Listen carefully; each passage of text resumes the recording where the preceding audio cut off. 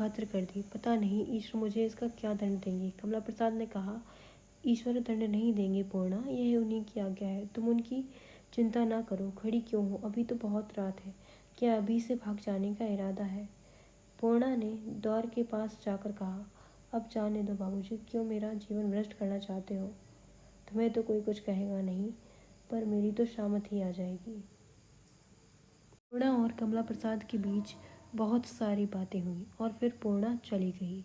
कमला प्रसाद द्वार पर खड़ा ताकता रहा। पूर्णा को रोकने का उसे साहस ना हुआ। चिड़िया एक बार दाने पर आकर फिर न जाने क्या आट पाकर उड़ गई थी। इतनी देर में पूर्णा के मनभावों में कितने रूपांतर हुए, वह खड़ा यही सोचता रहा। वह रोष, फिर वह हास्य विलास और अंत में यह विराग। यह रहस्य उसकी समझ में न आता था। क्या वह चिड़िया फिर दाने पर गिरेगी? यही प्रश्न कमला प्रसाद के मस्तिष्क में बार बार उठने लगा।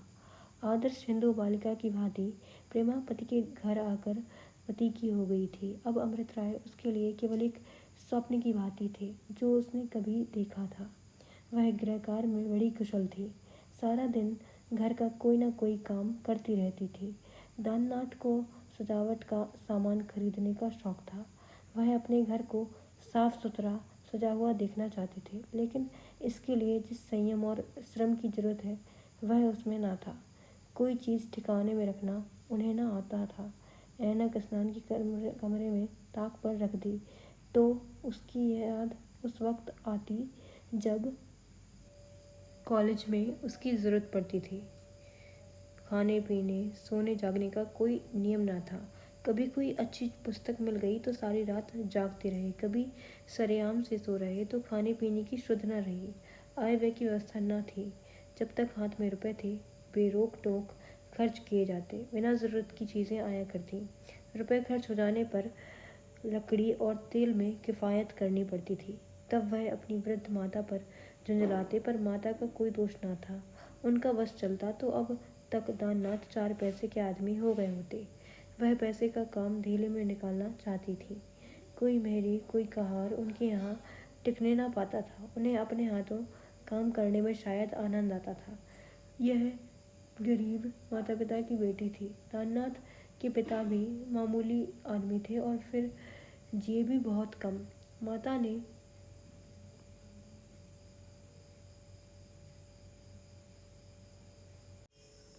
अगर इतनी किफ़ायत से काम ना लिया होता तो दाननाथ किसी दफ्तर के चपरासी होते। ऐसी महिला के लिए कृपणता स्वाभाविक ही थी। वह दाननाथ को अब भी वही बालक समझती थी जो कभी उनकी गोद में खेला करता था। उनके जीवन का वह सबसे आनंदप्रद समय होता था जब दाननाथ के सामने थाल रखकर वह खिलाने बैठती थी। किसी महाराज या रसोइये कहार या मेहरी को वह इस आनंद में बाधा न डालने देना चाहती थी। फिर वह जिएंगी कैसे? दाननाथ भी माता पर जान देते थे, चाहते थे कि यह अच्छे से अच्छा खाएं पहने और आराम से रहें, मगर उनके पास बैठकर बालकों की तोतली भाषा में बातें करने का उन्हें न अवकाश था न रुचि। दोस्तों के साथ गपशप करने में उन्हें अधिक आनंद मिलता था। वृद्धा ने कभी मन की बात कही नहीं, पर उसकी हार्दिक इच्छा थी कि दाननाथ अपना पूरा वेतन लाकर उसके हाथ में रख दें, फिर वह अपने ढंग से खर्चा करे। 300 रुपये थोड़े नहीं होते, न जाने कैसे खर्च कर डालता है। इतने रुपयों की गड्डी को हाथों में स्पर्श करने का आनंद उसे कभी ना मिलता था। दाननाथ में यूँ तो इतनी सूझ नहीं थी या लापरवाह थे। प्रेमा ने 2 ही 4 महीने में घर को सुव्यवस्थित कर दिया। अब हर एक काम का समय और नियम था, हर एक चीज़ का विशेष स्थान था, आमदनी और खर्च का हिसाब था। दाननाथ को अब 10 बजे सोना और 5 बजे उठना पड़ता था। नौकर चाकर खुश थे और सबसे ज़्यादा खुश थी प्रेमा की सास। दाननाथ को जेब खर्च के लिए 25 रुपये देकर प्रेमा बाकी रुपए सास के हाथ में रख देती थी और जिस चीज़ की ज़रूरत होती थी उन्हीं से कहती। इस पति वृद्धा को गृह स्वामिनी का अनुभव होता था।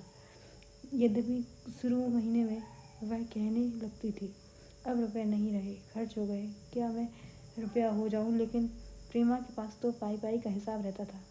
चिरौरी विनती करके अपना काम निकाल लिया करती थी। यह सब कुछ था, पर दाननाथ को अब भी यही शंका बनी हुई थी कि प्रेमा को अमृत राय से प्रेम है। प्रेमा चाहे दाननाथ के लिए प्राण तक निकाल कर रखते, पर इस शंका को उनके हृदय से न निकाल सकती थी। यदि प्रेमा की प्रेम कथा उन्हें पहले से मालूम न होती तो शायद वह अपने को संसार में सबसे सुखी आदमी समझते। उससे वह क्या चाहते थे, उसमें उन्हें कौन सी कमी नजर आई, यह वह खुद न जानते थे, पर एक अस्पष्ट सी कल्पना किया करते थे कि तब कुछ और ही बात होती। वह नित्य ही इसी उधेड़बुन में पड़े रहते कि अमृत राय की ओर से इसका मन फेर दूं। वेतन के उपरांत समाचार पत्रों में लेख लिखकर, परीक्षा के पत्र देखकर उन्हें खासी रकम हाथ आ जाती थी। इससे वे प्रेमा के लिए अलग अलग तरह के उपहार लाया करते थे। अगर उनके बस की बात होती तो वह आकाश के तारे तोड़ लाते और उसके गले का हार बनाते। अपने साथी अध्यापकों से उसकी प्रशंसा करते और उनकी जुबान न थकती थी। उन्होंने पहले कभी कविता नहीं की थी, कवियों को तुकबंद कहा करते थे, लेकिन अब उनका गद्य भी कवित्वमय हो गया था। प्रेमा कवित्व की सजीव मूर्ति थी। उसके एक एक ढंग, एक एक भाव को देखकर कल्पना आप ही आप सजग हो जाती थी। उसके सम्मुख बैठकर उन्हें दुनिया की याद न रहती थी। सारा वायुमंडल स्वर्गमय हो जाता था। ऐसी कोमलता, ऐसा प्रकाश, ऐसा आकर्षण, ऐसा माधुर्य क्या पार्थिव हो सकता था। जब वह लंबी लंबी पलकों से ढकी हुई लज्जाशील रसीली आंखों से उनकी ओर देखती तो दाननाथ का हृदय लहरा उठता था। सच्चा प्रेम संयोग में वियोग की मधुर वेदना का अनुभव करता है। दाननाथ को प्रेमा अपने से दूर दिखाई पड़ती थी। उस पर भी दाननाथ के मन में वह शंका बनी हुई थी। वह एक बार उसके अंतःस्थल में बैठकर देखना चाहते थे, एक बार उसके मनभावों की था लेना चाहते थे, लेकिन यह भी चाहते थे कि वह यह न समझे कि उनकी परीक्षा हो रही है। कहीं कहीं उसने भाप लिया तो अनर्थ हो जाएगा। उसका कोमल हृदय उस परीक्षा का भार सह भी ना सकेगा या नहीं। न जाने क्यों दाननाथ को अब अमृत राय से द्वेष हो गया था। कदाचित यह समझते थे कि उसके आनंद संगीत में यही एक कर्कश स्वर है। यह ना होता तो उसके जीवन पर देवताओं को भी ईर्षा होती। वह अब भी अमृत राय के घर जाते थे, घंटों बैठे रहते थे, लेकिन दोनों मित्रों में अब यह अभिन्नता न थी। अब वे एक जान दो देह थे। अमृत राय भी यह बात समझते थे। उन्हें यह जानने की बड़ी उत्सुकता होती थी कि प्रेमा सुखी है या नहीं। वह एक बार उनसे मिलकर उनका दिल अपनी ओर लेकर साफ कर देना चाहते थे, लेकिन ऐसा नाजुक मौका था कि इस विषय पर जबान खोलते हुए उन्हें संकोच ही नहीं वरन डर भी होता था। दाननाथ इतना क्षुद्र हृदय था, यह उन्होंने न समझा था। आखिर उन्होंने एक दिन कह ही डाला, आजकल आईने में अपनी सूरत देखते हो। दाननाथ ने प्रश्न का आशय न समझकर कहा, हाँ देखता क्यों नहीं, कम से कम 4 बार तो नियम से देखता हूँ। अमृत राय ने कहा, कोई अंतर है? दाननाथ ने कहा, दुबला होता जा रहा हूँ। अमृत राय ने कहा, झूठ ना बोलो यार, मुझे तो याद ही नहीं आता कि तुम इतने तैयार कभी थे। सच कहता हूँ, मैं तुम्हें बधाई देने जा रहा था, मगर डरता था कि तुम समझोगे या यह नज़र लगा रहा है। दाननाथ ने कहा, मुझे तो प्रेमा यही कहती है कि तुम दुबले होते जा रहे हो, और मैं व्यर्थ ही समझता हूँ कि वह ठीक कहती है। पहले अकेला और निर्द्वंद था, अब गृहस्थी की चिंता सवार है। दुबला ना होऊंगा तो क्या मोटा होऊंगा? अमृत राय ने अपनी हंसी न रोक सके। दाननाथ को उन्होंने इतना मंदबुद्धि कभी न समझा था। दाननाथ ने समझा, यह मेरी हंसी उड़ाना चाहते हैं। मैं मोटा हूँ या दुबला हूँ, इनसे मतलब यह कौन होते हैं पूछने वाले। आप शायद यह सिद्ध करना चाहते हैं कि प्रेमा की स्नेहमय सेवा ने मुझे मोटा कर दिया। यही सही तो आपको क्यों जलन होती है? क्या अब भी आपका उससे कुछ नाता है? मैले बर्तन में साफ पानी भी मैला हो जाता है। द्वेष से भरा हृदय पवित्र आमोद भी नहीं सह सकता। यह वही दाननाथ है जो दूसरों की चुटकियों में उड़ाया करते थे, अच्छे अच्छों का काफिया तंग कर देते थे। सारी बुद्धि घास चढ़ने चली गई थी। वह समझ रहे थे कि यह महाशय मुझे भुलावा देकर प्रेमा को टोह लेना चाहते हैं, मुझी से उड़ने चले हैं।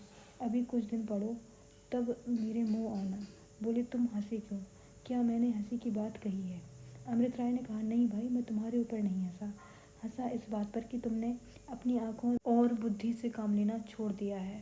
दाननाथ ने कहा, आपकी आंखों को धोखा हुआ है। अमृत राय ने कहा, मुझी को धोखा हुआ होगा, कभी कभी आंखों को धोखा हो जाया करता है।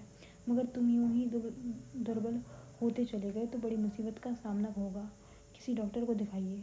अगर पहाड़ पर चलना चाहो तो मैं भी साथ चलने को तैयार हूँ। दाननाथ ने कहा, पहाड़ पर जाने में रुपए लगते हैं, यहाँ कौड़ी कफन को भी नहीं है। अमृत राय ने कहा, रुपए मैं दे दूंगा, तुम चलने का निश्चय कर लो। 2 महीने और हैं, अप्रैल में चल दें। दाननाथ ने कहा, तुम्हारे पास भी रुपए नहीं है, ईंट पत्थर में उड़ा दिए। अमृत राय ने कहा, पहाड़ों पर सूबे भर के राजे रईस आते हैं, उनसे वसूल करेंगे। दाननाथ ने कहा, खूब, उन रुपयों में आप पहाड़ों की हवा खाइएगा, अपने घर की जमा लुटाकर अब दूसरों के सामने हाथ फैलाते फिरोगे। अमृत राय ने कहा, तुम्हें आम खाने से मतलब है या पेड़ गिनने से? मैं चोरी करके लाऊंगा, आपसे कोई मतलब नहीं। दाननाथ ने कहा, जी तो मुझे क्षमा कीजिए, आप ही पहाड़ों की सैर कीजिएगा। तुमने व्यर्थ इतने रुपए नष्ट कर दिए। 150 अनाथों को तुमने आश्रय दे ही दिया हो तो कौन सा बड़ा उपहार हुआ। हाँ, तुम्हारी लीडरी की अभिलाषा पूरी हो जाएगी। यह कहते कहते वह उठ खड़े हुए। अमृत राय उस विषय में दाननाथ के विचारों से परिचित थे। दाननाथ को उपकार सबसे घृणा थी, सेवा को भी वह इतना ही घृणित समझते थे। उन्हें सेवा और उपकार के पर्दे में केवल अहंकार और ख्याति प्रेम छिपा हुआ मालूम होता था। अमृत राय ने कुछ उत्तर न दिया। दाननाथ कोई उत्तर सुनने को तैयार न थे। उन्हें घर जाने की जल्दी थी, अतएव उन्होंने भी उठकर हाथ बढ़ा दिया। दाननाथ ने हाथ मिलाया और विदा हो गए। माघ का महीना था और अंधेरा पाक, उस पर कुछ बादल भी छाया था। सड़क पर लालटेन जल रही थी। दाननाथ को इस समय कांपते हुए साइकिल पर चलना नागवार मालूम हो रहा था। मोटरें और तांगे सड़क पर दौड़ रहे थे। क्या उन्हें अपने जीवन में सवारी रखना नसीब ही न होगा? उन्हें ऐसा ज्ञात हुआ कि उनकी सदैव यही दशा रही। जब पढ़ते थे तब भी तो आखिर भोजन करते थे, कपड़े पहनते ही थे। अब खाने पहनने के सिवा वह और भी क्या कर लेते हैं?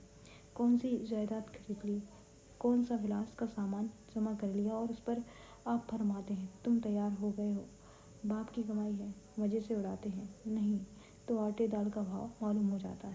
उपकार और सेवा सब धरी रह जाती। घर पहुँचे तो प्रेमा ने पूछा, आज बड़ी देर लगाई, कहाँ चले गए थे? देर करके आना हो तो भोजन करके जाया करो। दाननाथ ने घड़ी देखते हुए कहा, अभी तो बहुत देर नहीं हुई, 9 भी नहीं बजे। ज़रा अमृत राय के यहाँ चला गया था। अजीब आदमी है जो बहुत सोचती है बेतुकी। अपने पास जितने रुपए थे वह तो ईंट पत्थर में उड़ा दिए, अब चंदे की फिक्र सवार है और अब और लीडरों की तरह इनकी जिंदगी भी चंदे पर ही बसर होगी। प्रेमा ने इसका कुछ उत्तर न दिया। हाँ में हाँ मिलाना ना चाहती थी, विरोध करने का साहस ना था। बोली, अच्छा चलकर भोजन तो कर लो, महाराजन कल से भुनभुना रही हैं कि यही बड़ी देर हो जाती है, कोई उसके घर का ताला तोड़ दे तो कहीं की ना रहे। दाननाथ को इस समय भोजन करने की इतनी जल्दी ना थी जितनी प्रेमा के जवाब की उत्सुकता थी। आज बहुत दिनों के बाद उन्हें परीक्षा लेने का वांछित अवसर मिला था। ओवरकोट के बटन खोलने का बहाना करते हुए दाननाथ बोले, मुझे तो अगर चंदे पर बसर करना पड़े तो डूब मरूं। रईसों से कॉलेज के संबंध में 2-1 बार चंदे मांगने का मुझे अनुभव है। घंटों तक उनकी खुशामद कीजिए। जी हुजूर धर्म अवतार जो कहते हैं सत्य है, बस यह करना पड़ता है। मैं तुमसे सच कहता हूँ, कुत्तों की तरह दुत्कारे जाते हैं। मैं तो कहता हूँ कि जब तक किसी के पास काफ़ी रुपया ना हो कोई काम छेड़े ही क्यों, मगर यहाँ तो नाम की हवस मारे डालती है। बस मेरा भी नाम हो जाए, मैं भी शहीदों में दाखिल हो जाऊँ। जहाँ जाऊँ जुलूस निकले, फूलों की वर्षा हो, कॉलेजों के लड़के गाड़ी खींचें, हायदार आदमी तो इसे कभी पसंद ना करेगा कि दूसरों के दान पर चर पोतियों करे। आपको कन्हैया बनने की धन है। 10-20 जवान विधवाओं को इधर उधर से एकत्रित करके रासलीला रचाएंगे। 4 दीवारी के अंदर कौन दिखता है क्या हो रहा है? दाननाथ में दिल से अमृत राय को इतना नीच न समझते थे, कदापि नहीं। उन्होंने केवल प्रेमा को छेड़ने के लिए यह सॉन्ग रचा था। प्रेमा बड़े असमंजस में पड़ गई। अमृत राय की यह निंदा उसके लिए असहनीय थी। उनके प्रति अब भी उसके मन में श्रद्धा थी। दाननाथ के विचार इतने कुत्सित हैं इसकी उसे कल्पना भी न थी। बड़े बड़े तिरस्कारपूर्ण नेत्रों से देखकर बोली, मैं समझती हूँ कि तुम अमृत राय के साथ बड़ा अन्याय कर रहे हो। उनका हृदय विशुद्ध है, इसमें मुझे जरा भी संदेह नहीं। वह जो कुछ करना चाहते हैं उससे समाज का उपकार होगा, या नहीं यह तो दूसरी बात है, लेकिन उनके विषय में ऐसे शब्द मुंह से निकाल कर तुम अपने हृदय का ओछापन दिखा रहे हो। दाननाथ सन्नाटे में आ गए। उनके मन में कहा, निकली ना वही बात। यह तो मैंने पहले ही कहा था। अगर प्रेमा का अमृत राय से कोई संबंध न होता, अगर प्रेमा की जगह कोई दूसरी स्त्री होती, तो क्या वह इतने तीक्ष्ण शब्दों में उनका प्रतिकार करती? कभी नहीं। इसकी आंखों से चिंगारियां निकलने लगीं, नथुने फड़कने लगे। यह मेरी कभी ना होगी, कभी नहीं। मालूम होता है मेरी बातें इसके दिल में चुभ गई। कोमल शब्दों में भी तो मुझसे विरोध कर सकती थी। खैर, देखूं और क्या क्या गुल खिलते हैं। बोले, मुझे नहीं मालूम था कि तुम अमृत राय को देवता समझ रही हो। हालांकि देवता भी फिसलते देखे गए हैं। प्रेमा ने नम्रता से कहा, उन्हें देवता नहीं समझती, लेकिन पिसु भी नहीं समझती। अगर उन्हें वासना ने ही सताया होता तो क्या वह अपना व्यवहार नहीं कर सकते थे? दाननाथ ने कहा, तो फिर लीडर कैसे बनते? हम जैसी की श्रेणी में न आ जाते? अपने त्याग का सिक्का जनता पर कैसे बिठाते? प्रेमा ने कहा, अच्छा बस करो, मुझ पर दया करो। ऐसी बातें औरों से क्या करो, मैं नहीं सुन सकती। मैं मानती हूँ कि मनुष्य भूल चूक का पुतला है। संभव है आगे चलकर अमृत राय भी आदर्श से गिर जाएं, कुपथ पर चलने लगे, लेकिन यह कहना कि वह इसी नियत से सारा काम कर रहे हैं, कम से कम तुम्हारे मुँह से शोभा नहीं देता। रही चंदे की बात, तो जो अपना सर्वस्व दे डालता है, उसे चंदे उगाने में कठिनाई नहीं होती। लोग खुशी से उसको दे देते हैं, उस पर सबको विश्वास हो जाता है। चंदे उन्हीं को नहीं मिलते जिनके विषय में लोगों को संदेह होता है। इतने में वृद्ध माता आकर खड़ी हो गई। दाननाथ ने पूछा, क्या है अम्मा जी? माता ने कहा, तुम दोनों में झगड़ा क्यों हो रहा है? दाननाथ ने हंसकर, ये मुझसे लड़ रही है अम्मा जी, मैं तो बोलता भी नहीं। प्रेमा ने कहा, सच कहिएगा अम्मा जी, कौन जोर से बोल रहा था? यह कि मैं। माता बोलती हैं, बहुत जोर से तो तुम ही बोल रही हो। यह बेचारा तो बैठा हुआ है। प्रेमा ने कहा, ठीक कहती हैं आप। अपने लड़के को कौन बुरा कहता है? मेरी अम्मा होती तो मेरी डिग्री होती। दाननाथ ने कहा, अम्मा जी में यही तो गुण है कि वह सच ही बोलती हैं, तुम्हें शर्माना चाहिए। माँ ने कहा, तुझे भूख लगी कि नहीं? चल के खाना खा ले, तो फिर झगड़ा कर। मुझसे तो अब नहीं रहा जाता। यह रोग बुढ़ापे का और लगा। दाननाथ ने कहा, तुमने भोजन क्यों नहीं कर लिया? मैं तो दिन में 10 बार खाता हूँ। मेरा इंतजार क्यों करती हो? आज बाबू अमृत राय ने भी कह दिया कि तुम इन दिनों मोटे हो गए हो। एक आध दिन ना खाऊं भी तो चिंता नहीं। माँ ने कहा, क्या कहा अमृत राय ने कि मोटे हो गए हो? दिल लगी की होगी। दाननाथ ने कहा, नहीं अम्मा जी, सचमुच कहते थे। माता ने कहा, कहता था, अपना सिर मोटे हो गए हैं, आधी देह भी ना रही। आप कोतवाल बना फिरता है, वैसे ही दूसरों को समझता है। एक दिन